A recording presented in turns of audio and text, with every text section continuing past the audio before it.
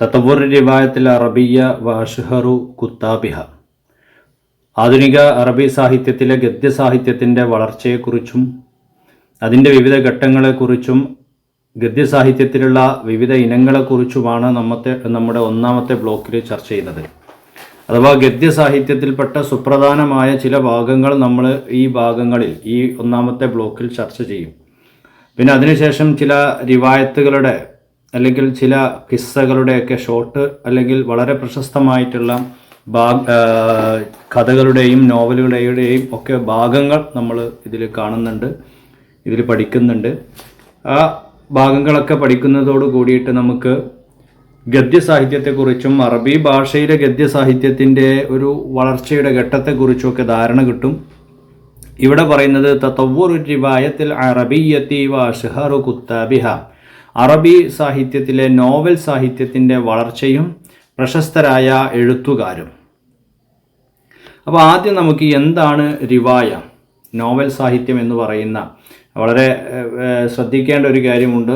Novel എന്നതിന് അറബിയിൽ പറയുന്നത് റിവായ എന്നാണ്. റിവായ എന്ന് പറയുമ്പോൾ നമ്മൾ റിപ്പോർട്ട് എന്ന അർത്ഥത്തിലേക്കൊക്കെ പോകാൻ സാധ്യതയുണ്ട്. പക്ഷേ ഇവിടെ സാങ്കേതിക ഒരർത്ഥത്തിൽ റിവായ എന്ന് പറഞ്ഞാൽ നോവൽ ആണ് നമ്മൾ ഉദ്ദേശിക്കുന്നത്.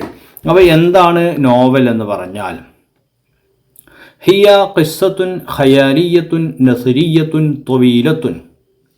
നമ്മൾ ഖിസ്സ പല ഇനം പറഞ്ഞു, അതിലെ ഖിസ്സ ഖസീറ കഴിഞ്ഞതിൽ പറഞ്ഞു. ഇവിടെ നമ്മൾ പറയുന്നത് റിവായ ഹിയ ഖിസ്സത്തുൻ ഖയാലിയത്തുൻ, ഭാവനയിൽ നിന്ന് എഴുതപ്പെടുന്ന ഒരു കഥയാണ്. നസ്രിയത്തുൻ, ഗദ്യരൂപത്തിലുള്ള കഥയാണ്. തവീലത്തുൻ, കഥ എന്ന് പറഞ്ഞാൽ നീണ്ട അല്ലെങ്കിൽ ദൈർഘ്യമേറിയ ഗദ്യ രൂപത്തിലുള്ള ഭാവനയിൽ വിരിഞ്ഞ കഥാരൂപത്തിനാണ് റിവായ എന്ന് പറയുന്നത്. വമിൻ അഷ്ഹരി അൻവാ ഇൽ അദബി അൻ നസ്രി, അതുപോലെ ഏറ്റവും പ്രശസ്തമായ ഗദ്യസാഹിത്യത്തിൻ്റെ ഇനമാണ് നോവലെന്ന്. ഇന്ന് നോവൽ ഏറ്റവും ഉയർന്ന നിലയിൽ അല്ലെങ്കിൽ ഗദ്യസാഹിത്യത്തിൽ നിന്ന് ഏറ്റവും വലിയ സ്ഥാനം വഹിച്ചു കൊണ്ടിരിക്കുന്നു എന്ന് വേണമെങ്കിൽ നമുക്ക് പറയാൻ പറ്റും. وتقدمت روايات قصصا شائقة تساعد القارئ في معظمها على التفكير في القضايا الأخلاقية والاجتماعية والفلسفية.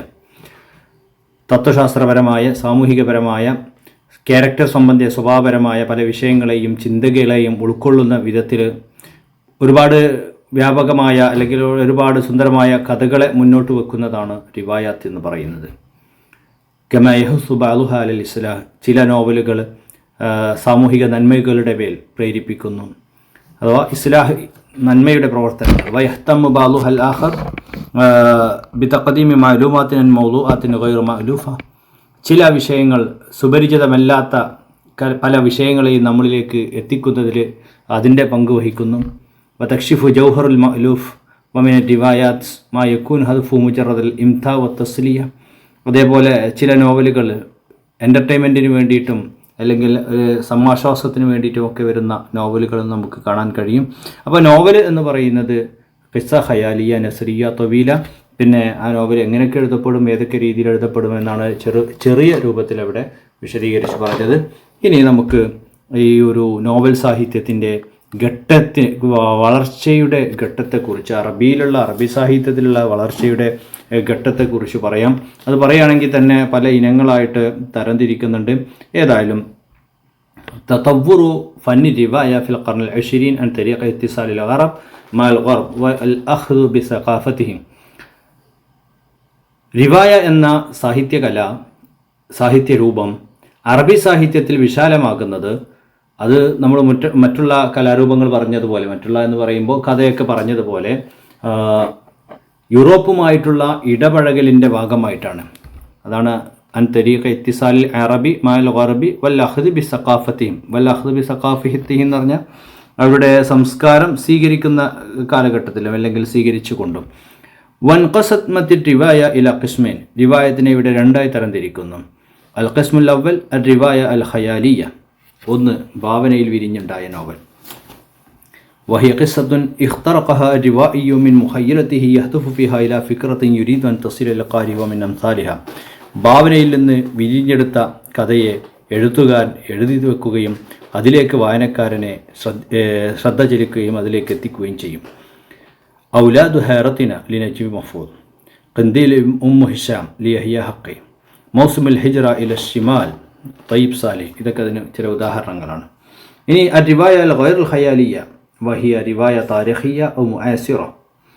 അപ്പോൾ ഇനി രണ്ടാമതൊരു ഇനം പറയുന്നത് താരിഖിയ, ചരിത്ര സംഭവങ്ങളൊക്കെ. ചരിത്ര സംഭവങ്ങൾ അത് ചരിത്രത്തിൽ സംഭവിച്ചതാണ്. നോവലിന് വേണ്ടിയിട്ട് ചില മാറ്റങ്ങളും അല്ലെങ്കിൽ ചില പൊടിക്കൈകളും ചില മസാലകളൊക്കെ ചേർക്കാറുണ്ടെങ്കിലും ചരിത്ര സംഭവത്തിനോട് ബന്ധപ്പെടുത്തിയിട്ടുള്ളതാണ്. നമുക്കറിയാം, ഇപ്പോൾ സിനിമ ആ ഒരു രീതിയിൽ പറയുകയാണ്, ടൈറ്റാനിക് എന്നൊക്കെ പറയുമ്പോൾ അതൊരു സിനിമയാണെങ്കിൽ പോലും മുമ്പ് സംഭവിച്ചൊരു സംഭവത്തെ അതിലേക്ക് ചിലത് ചേർത്ത് അവതരിപ്പിച്ചതാണ് എന്ന് പറയാറുണ്ട്. അങ്ങനെ എഴുതപ്പെടുന്നതുണ്ട്. അർലുസ്സവാദ് അബ്ദുറഹ്മാൻ മുനീഫ്, അർലുസ്സവാദ് പോലെ, അബ്ദുറഹ്മാൻ മുനീഫിൻ്റെ അർലുസ്സവാദ് പോലെ. അതുപോലെ വതഅസ അവൽ മുഹാവല ലിഖൽ റിവായ അൽ ഗർബിയ ഇല അറബിയ ഇല റിഫാ റാഫിഹ തഹ്താവി. ഇനി നമ്മൾ നോവലിൻ്റെ കഥയിലേക്ക് വരികയാണെങ്കിൽ, നോവലിനെ കുറിച്ചുള്ള വർത്തമാനത്തിലേക്ക് വരികയാണെങ്കിൽ, എന്നാണ് നോവൽ സാഹിത്യം അറബി സാഹിത്യത്തിലേക്ക് എത്തിയത് എന്ന് പറയുമ്പോൾ ആ ഒരു കഥ അല്ലെങ്കിൽ ആ ഒരു ചരിത്രം അല്ലെങ്കിൽ ആ ഒരു വന്ന വഴിയെക്കുറിച്ച് അന്വേഷിക്കുമ്പോൾ നമുക്ക് കാണാൻ പറ്റും. റിഫാഅത്ത് തഹ്താവിയാണ് അദ്ദേഹം അറേബ്യൻ സാഹിത്യത്തിലേക്ക്, പാശ്ചാത്യ സാഹിത്യത്തിൽ നിന്ന് പല കലാരൂപങ്ങളെയും എത്തിച്ചത് എന്നപോലെ നോവൽ എത്തിക്കുന്നതിനും അദ്ദേഹത്തിന് ഒരു പങ്കുണ്ട്. അദ്ദേഹത്തിന് ഫൈനീലിയൂൻ മുഗാമറത്ത് തിലീമാക്ക് എന്നതിൻ്റെ ട്രാൻസ്ലേഷനായി അദ്ദേഹം എഴുതിച്ച ഫൈലീനിയൂൻ. അതുപോലെ വതഅതബർ റിവായത്ത് സലീം അൽ ബുസ്താനി അൽ ഹയാം ഫി ജിനാൻ ഇഷാം അൻവാത്തുൽ ഊല ലിനഷത്ത് റിവായ അൽ അറബിയ. സലീം ബുസ്താനിയുടെ അൽ ഹയാം ഫി ജിനാൻ ഇഷാമും അതുപോലെ മുഗാമറത്ത് തിലീമാക്ക് ഇതൊക്കെയാണ് ആദ്യകാല നോവലുകളായിട്ട് അറിയപ്പെടുന്നത്, അല്ലെങ്കിൽ നോവൽ സാഹിത്യത്തെ അറബി സാഹിത്യത്തിലേക്ക് എത്തിച്ച ഘടകങ്ങളായിട്ട് അറിയപ്പെടുന്നത്. വതളില്ലു റിവായ അൽ അറബിയ ഖബല ഹർബിൽ ആലമിയൽ ഊല അല ഹാലത്തിൻ. ഇതൊക്കെ പറഞ്ഞു വരുന്നത് ഈ രചനകളൊക്കെ നോവൽ സാഹിത്യം എന്ന രൂപത്തിലുള്ള രചനകളൊക്കെ നടന്നിട്ടുണ്ട് കേട്ടോ. അതിനുശേഷം നമ്മൾ ഒരു നോവലിൻ്റെ സിഫത്തൊത്ത നോവൽ അല്ലെങ്കിൽ നിർബന്ധനകളൊത്ത നോവൽ എന്ന് പറയുന്നത് സൈനബ് തന്നെയാണ്. വാഖറുമ തെക്കൂനിലെ തരീബ് അൽ ഇഖ്തിബാസ് ഹത്ത ളുഹൂരി റിവായത്ത് സൈനബ്. അങ്ങനെ സൈനബ് 1914 ഇറങ്ങിയതോടുകൂടിയാണ്, മുഹമ്മദ് ഹുസൈൻ ഹൈക്കലിൻ്റെ സൈനബ് ഇറങ്ങിയതോടുകൂടിയാണ് അറബി സാഹിത്യത്തിൽ സമ്പൂർണ്ണമായൊരു നോവൽ സംഭവിക്കുന്നത്. അല്ലത്തി യക്കാദു യത്തഫിഖു അൻ നുഖാദു അല അന്നഹ ബിദായത്ത് റിവായ അൽ അറബിയ അൽ ഫന്നിയ. ടെക്നിക്കലി ഫന്നിയ എന്ന രീതിയിൽ തന്നെ ആദ്യത്തെ നോവലായിട്ട് എണ്ണപ്പെടുന്നത് 1914 ഇറങ്ങിയ സൈനബാണ്. ഹൈസു ഇഖ്തറബൽ മുഅല്ലിഫു ഫിഹ മിനൽ ബുന്യത്തിൽ ഫന്നിയ റിവായത്തിൽ ഗർബിയ ലത്തി കാനത്ത് ഫി ഔജിസ് ദിഹാരിഹ അന്ദാക്ക. അക്കാലഘട്ടത്തിൽ വളർന്നുകൊണ്ടിരിക്കുന്ന അല്ലെങ്കിൽ വളർച്ച പ്രാപിച്ചുകൊണ്ടിരിക്കുന്ന യൂറോപ്യൻ സ്റ്റൈലിൽ അല്ലെങ്കിൽ യൂറോപ്യൻ നോവലുകളിൽ പാലിക്കപ്പെടാൻ പറയുന്ന നിബന്ധനകളെല്ലാം പാലിച്ചാണ് അക്കാലത്ത് എഴുതപ്പെട്ടത്. ഇനി എന്താണ് സൈനബ് കൈകാര്യം ചെയ്യുന്ന വിഷയം? സൈനബ് കൈകാര്യം ചെയ്യുന്ന വിഷയം വാഖിഉർ റീഫ് അൽ മിസ്രി വഹു അംറുൻ തഅലിഫുൽ കിതാബ റിവായിയ ഖബ്ല ദാലിക്. മിസ്രിലെ ഗ്രാമാന്തരങ്ങളിലുള്ള ജീവിത ശൈലികളിലെ അല്ലെങ്കിൽ ഗ്രാമീണ ജീവിതങ്ങളെ വരച്ചു കാണിക്കുന്നതെന്നായിരുന്നു ഒരു സൈനബ് എന്ന നോവൽ. അതോടൊപ്പം സൈനബ് എന്ന കഥാപാത്രത്തെ സ്ത്രീ അഭിമുഖീകരിക്കുന്ന സാമൂഹിക പ്രശ്നങ്ങളെക്കുറിച്ച് വിശകലനം ചെയ്യുന്ന ഒരു രീതിയിൽ തന്നെയാണ് സൈനബിനെ അവിടെ മുഹമ്മദ് ഹുസൈൻ ഹൈക്കൽ വരച്ചു കാട്ടിയിട്ടുള്ളത്. പിന്നെ ലോകമഹായുദ്ധങ്ങളും അതിനോട് തുടർന്നുള്ള സംഭവവികാസങ്ങളൊക്കെ അറബി സാഹിത്യത്തിൻ്റെ വിവിധ രചനാ മേഖലകളെ ശക്തമായ സ്വാധീനം ചെലുത്തിയിട്ടുണ്ട് എന്നുള്ളത് നമുക്കൊക്കെ അറിയാവുന്ന യാഥാർത്ഥ്യമാണ്.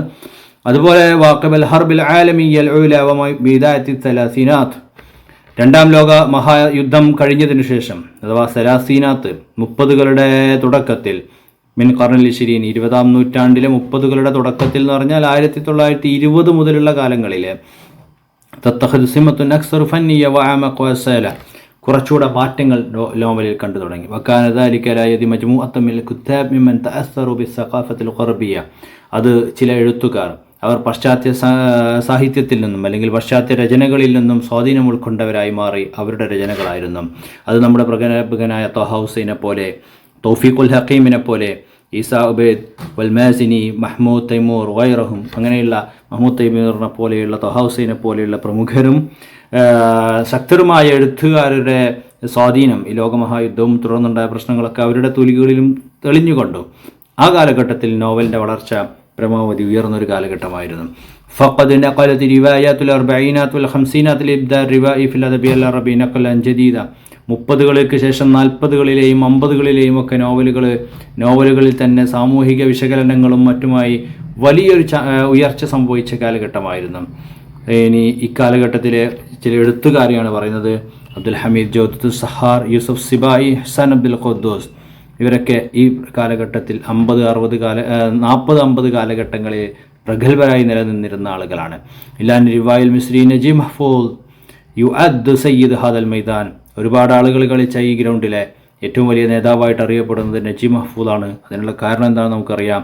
فروايته خان الخليل زقاق المدق ثلاثية تمثل رؤية جديدة أضافت إلى أجواء رواية عوالم أرحب أو أوسع. അദ്ദേഹത്തിൻ്റെ സുലാസിയാത്ത് പോലെ, സുഖാഖുൽ മദഖ് പോലെ, ഖാനുൽ ഖലീൽ പോലെയുള്ള അദ്ദേഹത്തിൻ്റെ നോവലുകളൊക്കെ നോവലുകളുടെ മഹാലോകത്ത് എന്നും ഉദിച്ചു നിൽക്കുന്ന നക്ഷത്രങ്ങളായി ഉദിച്ചുയർന്നത് അക്കാലഘട്ടത്തിലെ സാഹിത്യകാരന്മാരുടെയും എഴുത്തുകാരന്മാരുടെയും രചയിതാക്കളുടെയും ഒക്കെ പൂർണ്ണ ശ്രദ്ധ അദ്ദേഹം എന്ന നോവലിസ്റ്റിലേക്കും അറബി എന്ന സാഹിത്യത്തിലേക്കും തിരിയാൻ കാരണമായി. ഏതായാലും ഫിസ്തിനാത്ത് മിൻ ഖർനിൽ 60കളിൽ ബദ നജീബ് മഹ്ഫൂദ് യബ്ദഉ ആലിമൻ റിവായിയൻ ജദീദൻ മുസ്തഖ്ദിമൻ തഖനിയാത്ത് അക്സർ ഇബ്ദാഅൻ. സാഹിത്യ സാങ്കേതികതയുടെ പുതിയ പരീക്ഷണങ്ങൾ നടത്തിക്കൊണ്ടിരിക്കുന്ന പ്രഗത്ഭനായ എഴുത്തുകാരനായി നജീബ് മഹ്ഫൂദ് മാറുന്ന കാഴ്ചയാണ് ലോകം കണ്ടത്. വതഖ്ഫ് റിവായത്തുഹു ലിസ്വൽ കിലാബ്, സുമാൻ ഖരീഫ്, തരീഖ്, ഷഹാദ്, സർസറത്ത് ഫൗഖുന്നീൽ തുടങ്ങി ധാരാളം നോവലുകൾ രചനാരംഗത്തും വായനാരംഗത്തും സാഹിത്യരംഗത്തും നക്ഷത്രങ്ങളായി നിലകൊണ്ടു. അതുകൊണ്ട് തന്നെ ഹാദിൽ മർഹല മളാമീനും ഫിക്രിയ വ ഇൻസാനിയ വ നഫ്സിയ, മാനുഷികപരമായ സാമൂഹികപരമായ ആത്മാഭിമാനപരമായ ഒരു പുതിയ രൂപം നോവലിന് അദ്ദേഹത്തിൻ്റെ ഈ കാലഘട്ടത്തിലെ രചനകൾക്ക് സാധിച്ചു. 1967 യുദ്ധങ്ങൾക്ക് ശേഷം കാര്യങ്ങൾ വീണ്ടും മാറിമറിഞ്ഞു. വീണ്ടും സാഹിത്യത്തിലും പ്രത്യേകിച്ച് അറബി സാഹിത്യത്തിലും രചനകളുടെ കുത്തൊഴുക്ക് തന്നെ നടന്നു. ഇങ്ങനെയുള്ള വിവിധ ഘട്ടങ്ങളിലൂടെയാണ് നോവല് ഇന്ന് കാണുന്ന ഈ നിലയിലേക്ക് അവസാനം 1988 നജീബ് മഹ്ഫൂദ്, അവസാനം എന്ന് പറയുന്നില്ല, ഈ ഒരു വളർച്ചയുടെ ഘട്ടത്തിൻ്റെ തുടർച്ചയെന്നോണം നജീബ് മഹ്ഫൂദിന് നോബൽ സമ്മാനം വരെ അറബി സാഹിത്യത്തിലെ അറബി നോവൽ സാഹിത്യത്തിനൊക്കെ അദ്ദേഹം നൽകിയ സംഭാവനകൾ വെച്ച് ലഭിക്കുകയുണ്ടായി. അപ്പോൾ ഇനി അറബിയിൽ വന്ന മാറ്റങ്ങൾ. അൽ ഇത്തിജാഹാത്തുൽ ഹദീസ ഫി റിവായത്തുൽ അറബിയ. നോവൽ സാഹിത്യത്വം, അറബി ഭാഷയിലെ നോവൽ സാഹിത്യം, അതിലെ ഇത്തിജാഹാത്തുകൾ, അതിനൊരു മുന്നേറ്റങ്ങൾ എന്തൊക്കെയാണ്? ഇത്തസലൽ കുത്താബ് റിവായത്ത് റൊമാൻസിയ അൽ ഗർബിയ. ഒരു വലിയ മാറ്റം വന്നത് ഇത്തസലൽ കുത്താബ് ബി റിവായത്ത് റൊമാൻസിയ, റൊമാൻറ്റിക് ആയിട്ടുള്ള കാൽപ്പനികതയോടെ എഴുതുന്ന ആ എഴുത്തിൻ്റെ ശൈലിയിലേക്ക് അറബി എഴുത്തുകാർ മാറി എന്നുള്ളതാണ്. അൻ തരീഖ തർജുമത്തി തിൽക്കൽ ആസാർ അവൽ സുമ്മ താലീഫ് അൽ ഇബ്ദാ അലാ മൻവാലിഹ. ഒന്നാമത് ആ ഒരു മേഖലയിലേക്ക് എത്താൻ കാരണം ട്രാൻസ്ലേഷൻ വർക്കുകൾ തന്നെയാണ്. പിന്നെ ഒരാൾ ട്രാൻസ്ലേറ്റ് ചെയ്യുമ്പോൾ സ്വാഭാവികമായിട്ടും അതിൻ്റെ സാഹിത്യ ഭംഗിയും മറ്റൊക്കെ ആസ്വദിക്കുന്ന ഉറപ്പല്ലേ. ഇല്ല അന്ന സിമത്ത് റിവായത്ത് ഖലീദിയ തദ്ഹറു ബിവുളൂഹിൻ ഫി അമാലിഹിം മിൻ നാഹിയത്തുൽ ഉസ്ലൂബ് വസ്സർദ് വത്തഖരീരി. വിവർത്തനം ചെയ്തുകൊണ്ട് തർജുമ ചെയ്തുകൊണ്ട് കുറേ നോവൽ സാഹിത്യങ്ങളൊക്കെ വന്നുവെങ്കിലും അതിൻ്റെ രചനകളിലൊക്കെ ആ യൂറോപ്പുകാരുടെ എഴുത്തിൻ്റെ ഒരു സ്വരം നമുക്ക് കാണാൻ കഴിയുമായിരുന്നു. ഏതായാലും ഹാക്കദ ലഹ്റൽ ഇത്തിജാഹ റൊമാൻസി ഫി റിവായത്തിൽ അറബിയ, അങ്ങനെ യൂറോപ്പിൽ നിന്ന് റൊമാൻറ്റിസം അറബി സാഹിത്യത്തിലേക്ക് വന്നു.